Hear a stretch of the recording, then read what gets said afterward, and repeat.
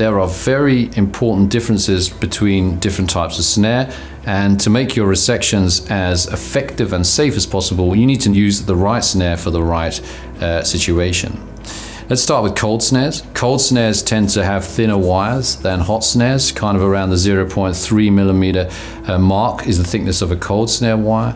And these snares are therefore able to shape to tissue better, but they also cut through tissue very well, and they cut through tissue very cleanly.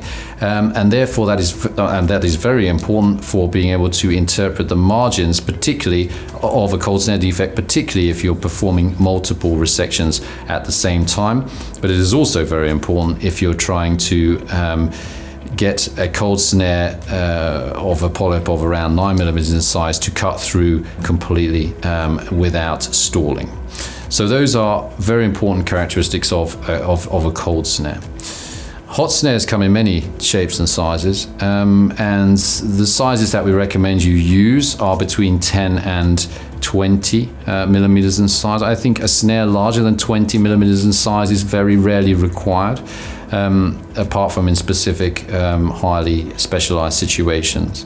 We recommend maximum size of 20 millimeters in the left colon and 15 millimeters in the right colon for safety reasons, and this is supported by large animal studies looking at rates of perforation and size of tissue captured. There are different types of hot snare. Now, apart from different sizes, there are also snares with different characteristics: braided, monofilament snares, stiff snares, and soft snares. And so you need to find the snare which works for you. You need to get the snares that you know how to use and you are comfortable with using in your department, and probably you need to stick with using those snares. The most important factor after snare size is probably the stiffness of a snare, and you may want a small stiff snare for non-lifting adenoma with fibrotic tissue underneath. You may want a slightly larger, softer snare for large, bulky adenomatous polyps, potentially over folds.